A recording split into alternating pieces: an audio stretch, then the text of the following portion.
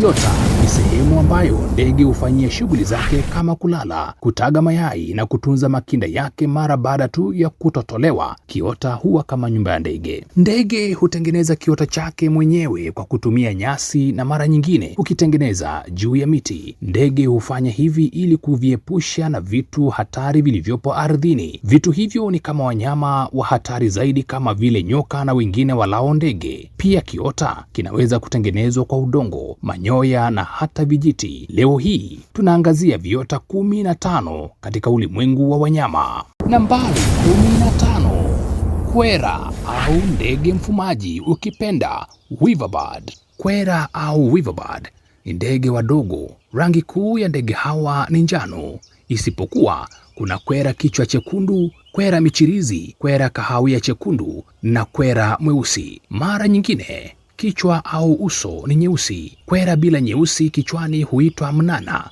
wakati mwingine huitwa chambogo. Ndege hawa hula mbegu hasa, lakini wadudu pia, hususan makinda.